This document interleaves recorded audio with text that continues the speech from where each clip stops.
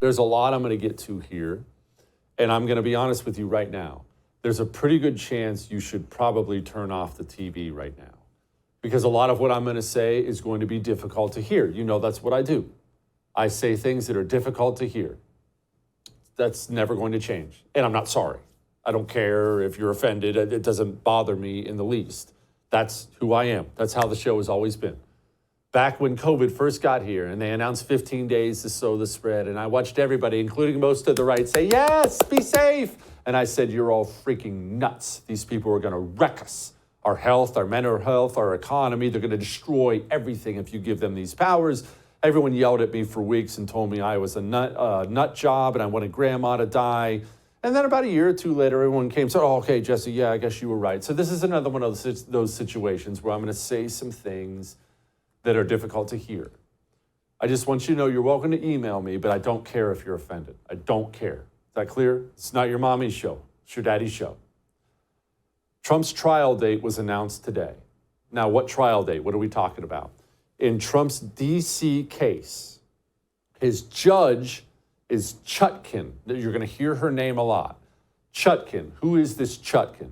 She's an Obama appointee.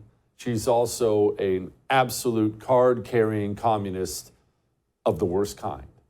She's been presiding over January 6 cases for a couple years now. She's the one who's been throwing people in dark holes for the rest of their lives. Over sentencing people. That's Judge Chutkan. You could not build, as Julie Kelly has come on the show before and told us, you could not build a worse judge for Trump to be facing. Now, let's go over something when it comes to Trump's legal issues. There's some confusion on the right about what exactly is going on, because you know there's a New York indictment, you know that, and then there's the D.C. indictment, which is kind of two things, D.C. and Florida, and then there's the Georgia indictment, and you're seeing a lot of this from the right. You're seeing a lot of, they're coordinating all this. These prosecutors are coordinating. That's actually not true. That would actually be better than what it is. You see Alvin Bragg in New York City. He's not coordinating with Jack Smith in D.C., who's the prosecutor there. And he's not coordinating with Fani Willis in Georgia. They're not coordinating. They're competing. That's what makes this so bad for Trump.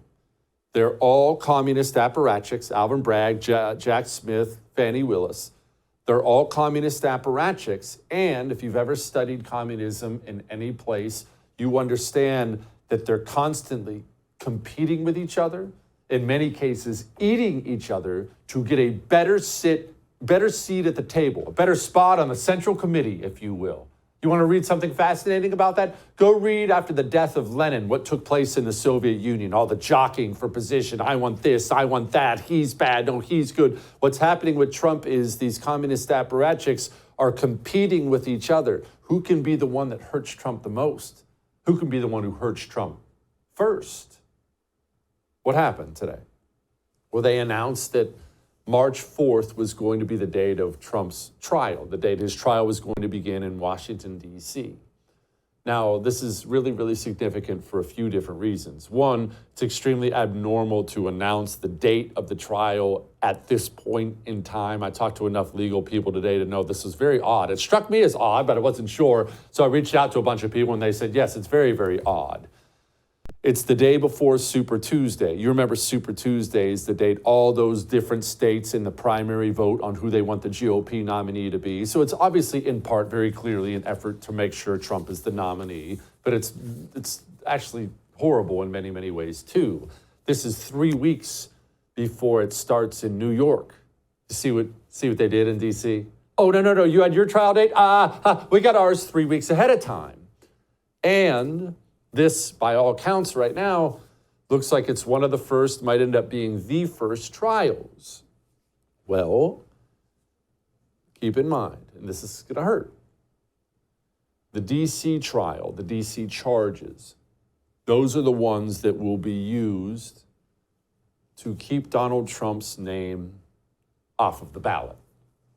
Now, you've heard me warn about this before. This is something you've heard. If you've paid any attention at all to this show, if you read Julie Kelly or others, you know that this is not some pie-in-the-sky theory I've pulled out of nowhere.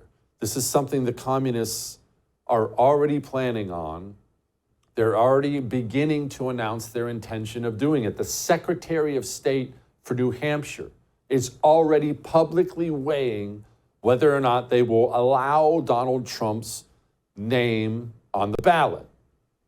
The Atlantic is already putting out articles saying Trump's name should be taken off of the ballot. Now, again, this is something I want you to hear only the words I say, not what you want to hear, not what you think I'm saying, because I'm going to be very crystal clear. So I'm going to give it to you right between the eyes. You can yell, scream, turn off the TV, send me an email, tell me you hate me. I don't care. I've heard it all before. They're never going to let Donald Trump be president again. The system, our corrupt, hideous, unjust, unlawful system, they're never going to let him be president again. Whether they throw him in prison or make him cop a plea, they're going to take his name off the ballot so it's not possible for him to win. And it doesn't have to be in a bunch of states, remember. You take his name off the ballot in really even one, but definitely two swing states, it's over. Oh, Jesse, we'll just write him in. No, you'll write him in. I'll write him in. Enough people will not write him in to win. We won't be able to win that way. We have a corrupt, evil system. They see Trump as a system disruptor. They're now competing with each other to see who can hurt him the most and hurt him the fastest.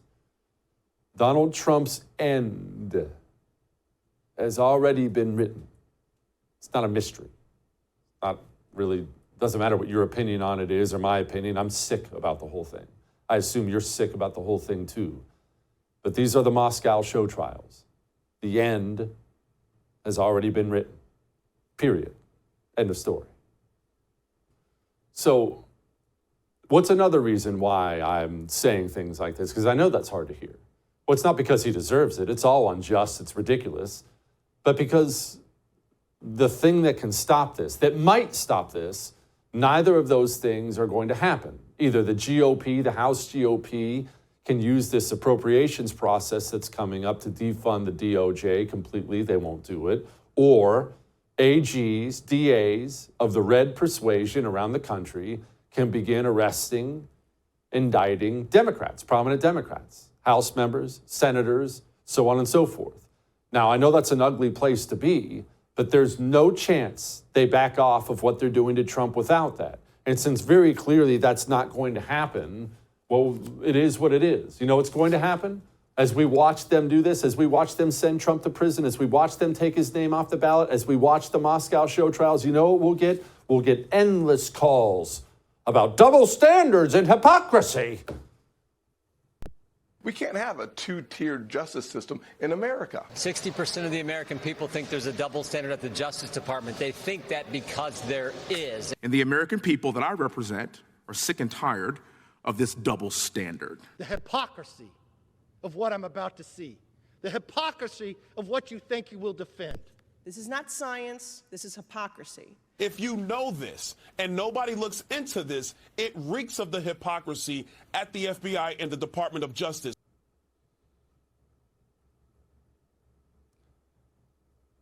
My beliefs on Trump's end have nothing to do with Trump or how unjust all this is. My beliefs on this story already being written, they're because our system is disgusting and corrupt. And it's because the GOP is pathetic and weak. Those two things combined have written the end. Now, that doesn't mean you give up, I give up, all is lost. That's not what I'm saying. Remember when I said don't put words in my mouth? That's not what I'm saying. It means we have to turn our anger, you and me, into activism. No, I'm not talking about waving a Trump flag. Wave your Trump flag. I'm not saying anything against that. That's fine. That's not activism. Going to a rally is not activism. None of those things count. A boat parade, none of those things count as activism at all. Activism, local activism. Take back our communities. Fortify them. Sheriff, school board, board of supervisors. Primary your useless state representative or state senator because state legislatures going forward are going to be so huge as we try to adjust to living in the Soviet Union. We must turn our anger into activism that matters. Turn your anger into activism that matters. All that may have made you uncomfortable, but I am right.